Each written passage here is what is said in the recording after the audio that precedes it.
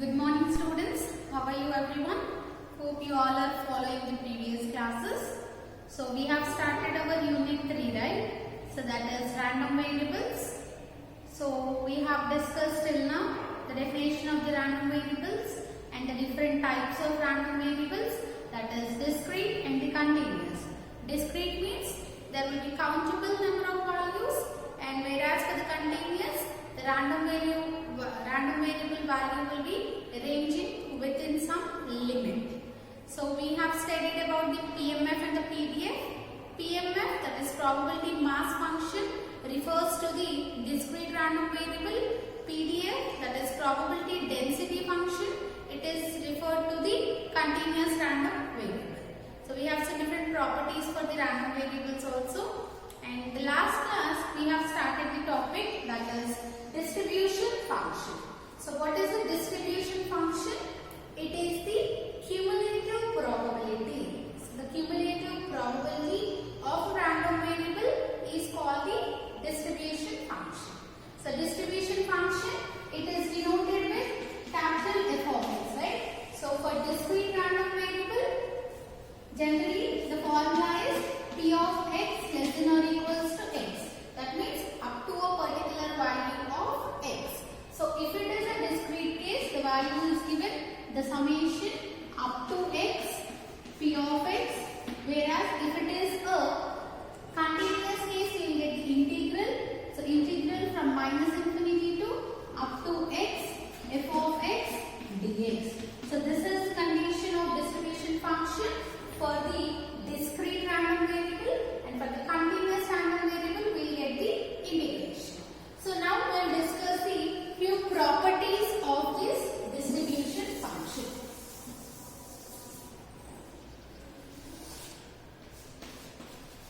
Properties of distribution function. So we have different properties, and for all the properties we are going to have the proofs also. It's a very important topic. So coming to the first property is, if x is any random variable, if x is any random variable, then the first property of the distribution function refers to its limits. So if x is any random variable, then f of x lies between 0 and 1.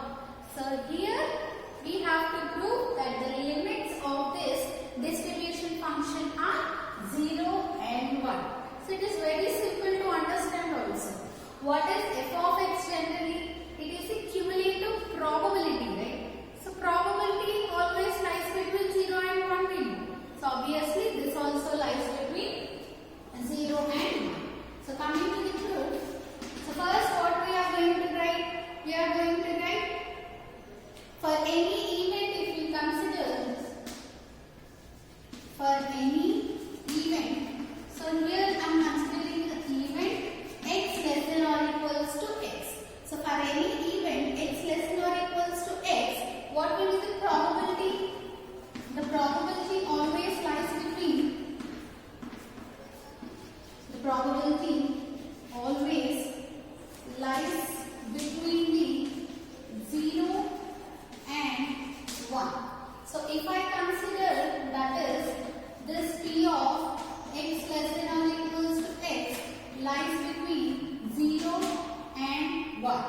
So by the definition of distribution function, by the definition of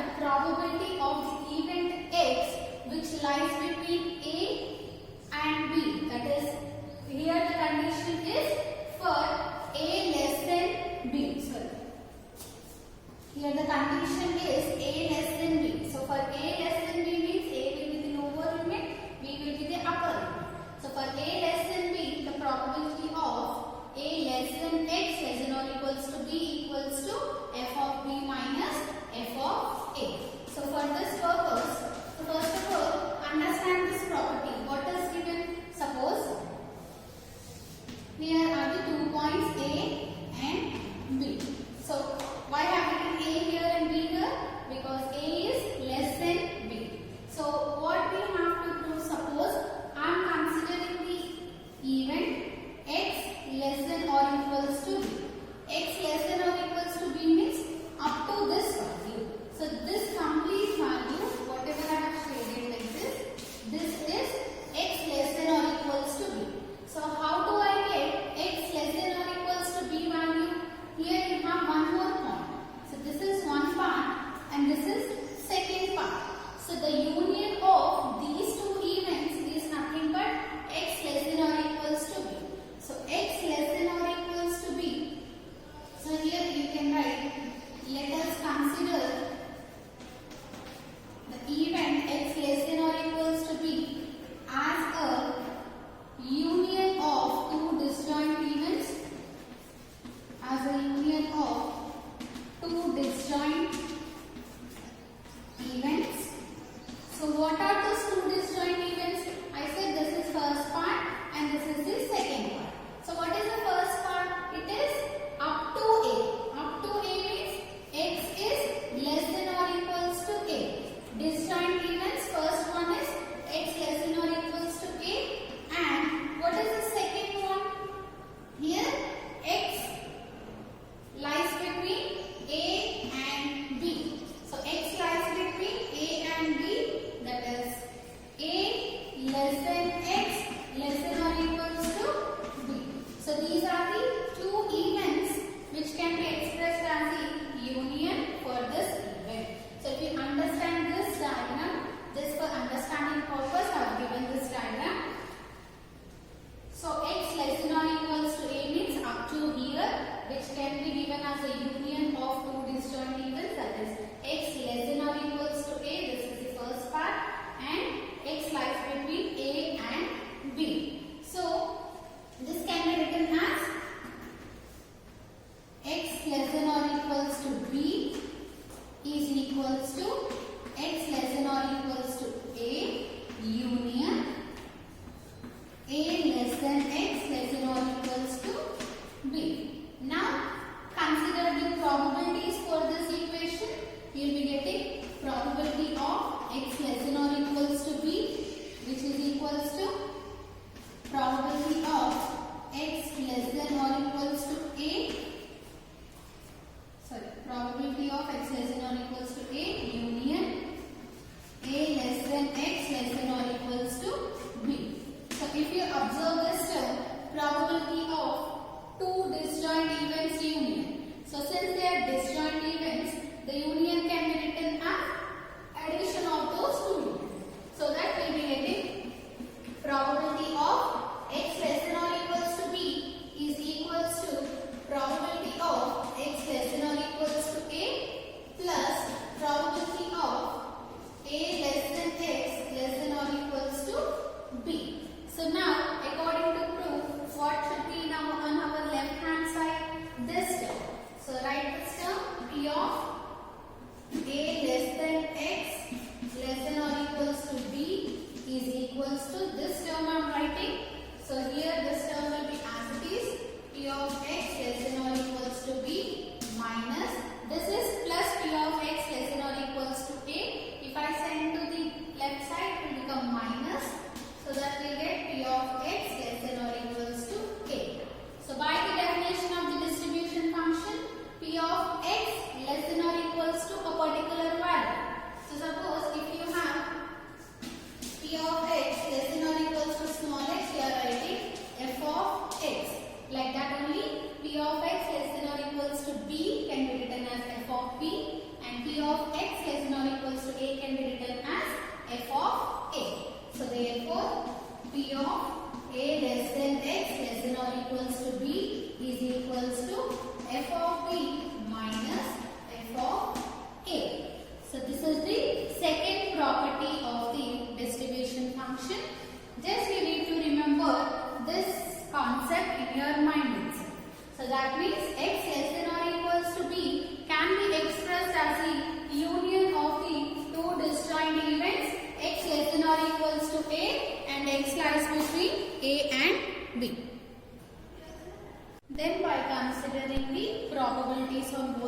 sides, and after considering the probabilities and applying the condition for the disjoint events. Always for the disjoint events, the union of disjoint events is the probability of the separate events. So addition of the probability of separate events. Then we get this equation. Then by observing the distribution function definition, always P of x less than or equals to x. That is the cumulative probability is nothing but the distribution function. So here less than or equals to b, so we will get f of b. Here less than or equals to a, we will get f of a. So by this we have proved that for any event, that is we have proving for a less than b, the probability of a less than x less than or equals to b is equals to f of b minus f of a. So this is the second property of the distribution function. Now we will see the third property.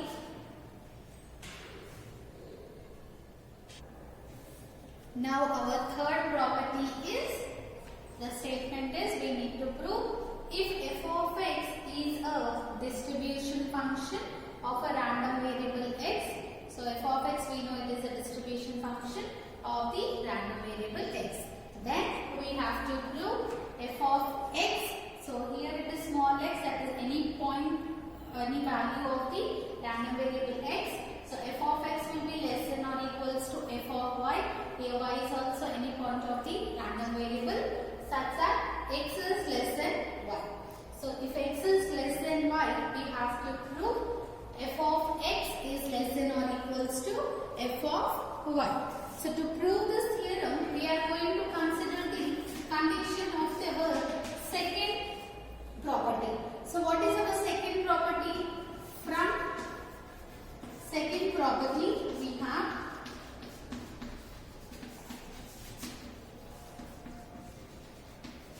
what is our second property is we assumed that x a in terms of a and b, right? A less than b. So this probability of a less than x less than or equals to b is equals to f of b minus f of a. So here what is this value? Probability of an event, right? So probability of an event is always greater than 0, right? So since P of A less than x less than or equals to b is always greater than or equals to 0. Since it is a probability of any value, we know it is a non-negative value only. So what is P of x less than this probability value? It is greater than 0. And we have that P of A less than x less than or equals to b is equals to f of b minus f of a. So here what is the condition? Sorry, f of b minus f of a. The condition is a is less than b. So here the condition is a is less than b. So here if I consider, this can be written as f of b, substituting this one, f of b minus f of a is greater than or equals to 0. So similarly, if we consider f of x minus f of y, so these two are also related to this value only. How we will get f of x minus f of y? If the probability of x less than capital X less than or equals to small y is equals to f of x minus f of y. For you can write this, since P of x less than or equals to y is equals to f of x minus f of y for the condition x less than y. Here in terms of we have a, b's, here we have in terms of x and y. So similarly f of x minus f of y is greater than or equals to 0. Since from this condition we can prove that, so sorry, here f of y, f of b minus f of a, right? So here f of y minus f of x is greater than or equals to 0. Here we have f of b minus f of a. What is b value here? Y. See, if you observe here, b value is y, a value is x. So f of y minus f of x is greater from this condition, f of y is greater than or equals to minus f of x shifts to right side, it will become plus f of x. So this is nothing but you can write it as f of x is less than or equals to f of y for x less than y. So the condition is only if x less than y, this condition is applicable. So this is our third property of the distribution function.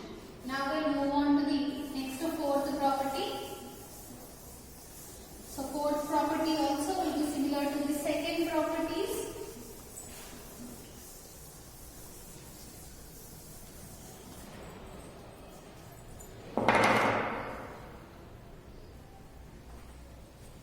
So coming to the fourth property, show that, so here also same thing, f of x is the distribution function of the random variable x, then we need to show that p of a less than x less than b is equals to, there in the second property we had p of a less than x less than or equals to b. So here only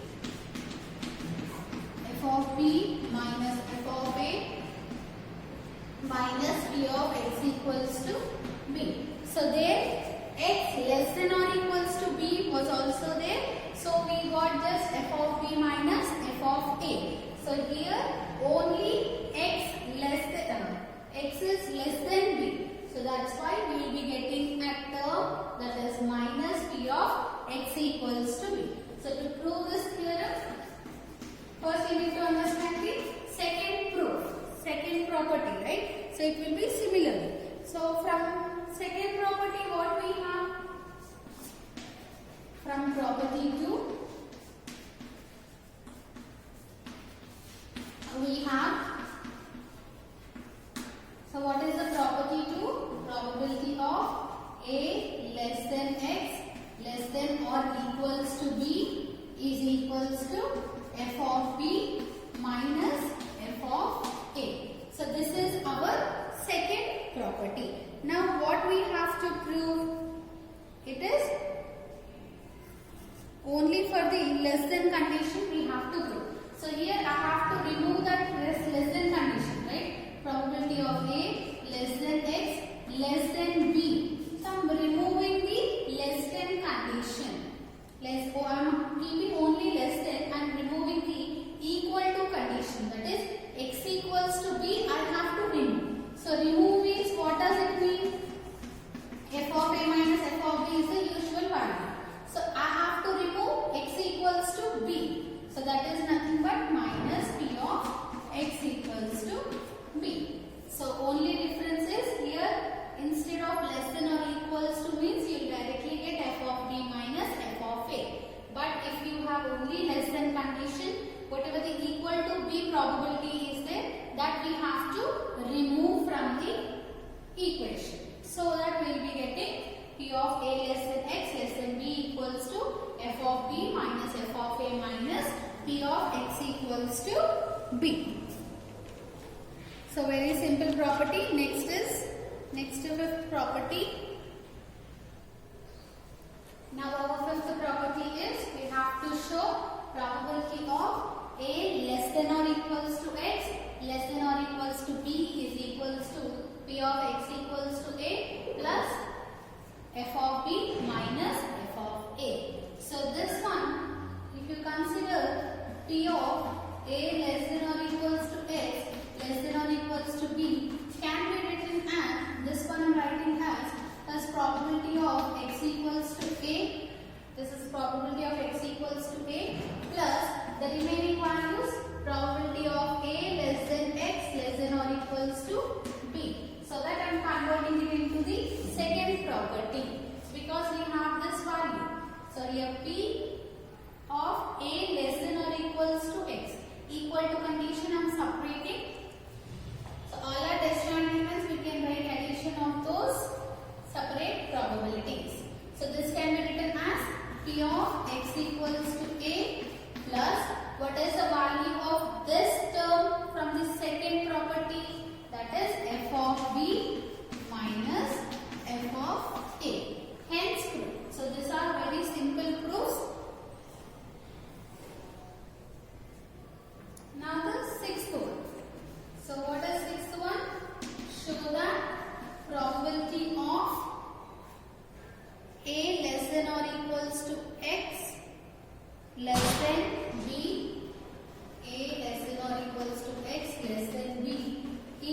equals to P of x equals to A, P of x equals to A, next minus P of x equals to B, plus next term is P of A less than x less than B.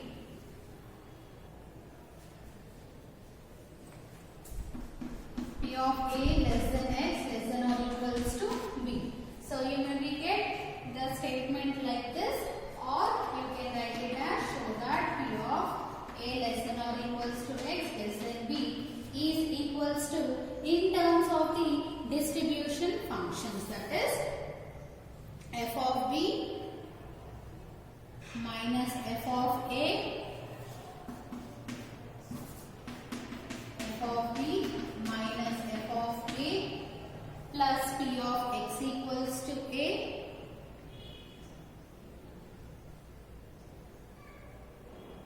minus P of x equals to B.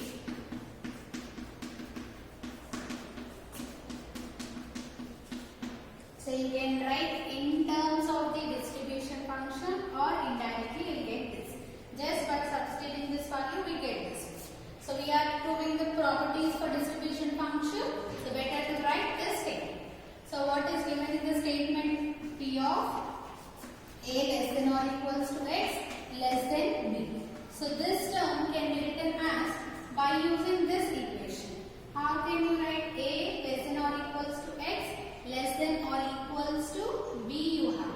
So here A less than or equals to x means that I have split it, right? So similarly like that, P of x equals to A plus P of x less than,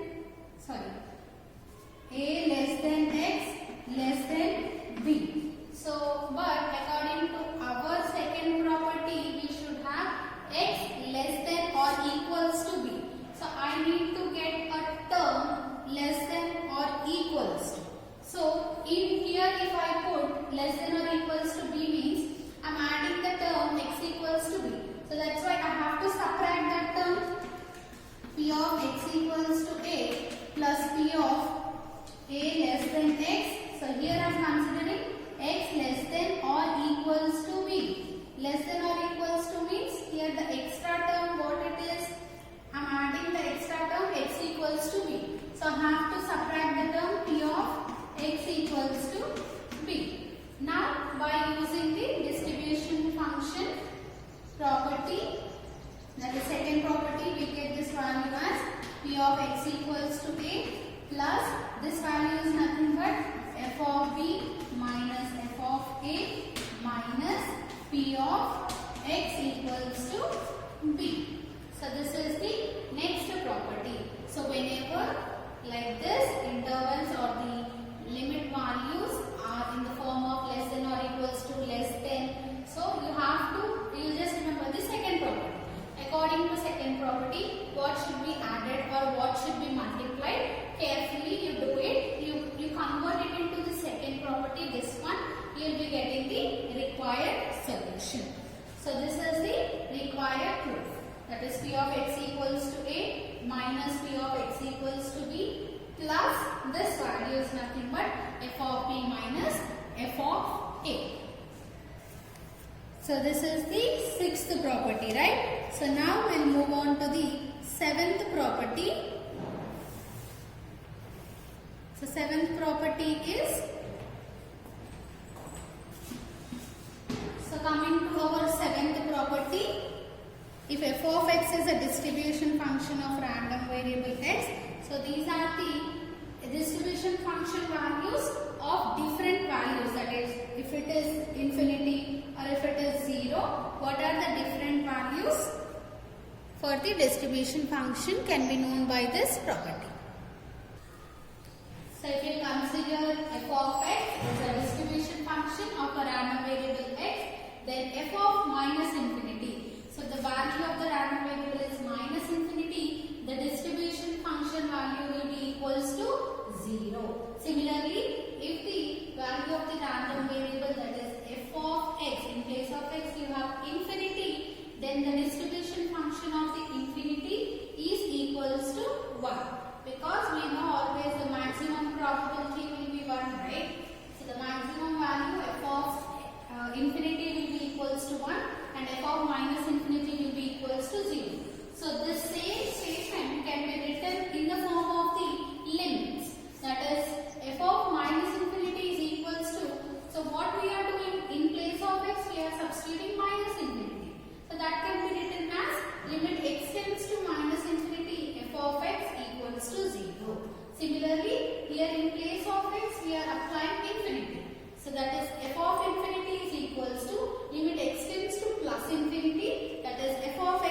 equals to 1.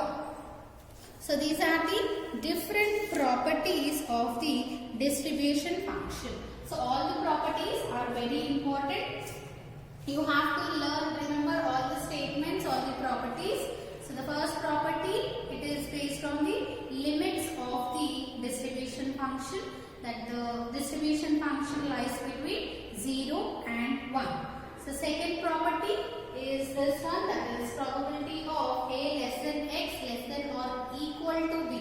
So if it is less than or equals to B, for A less than B, we will get f of B minus f of A. So if the condition is changing for less than or equals to, according to that you will be doing the simplification by adding that term or subtracting that term.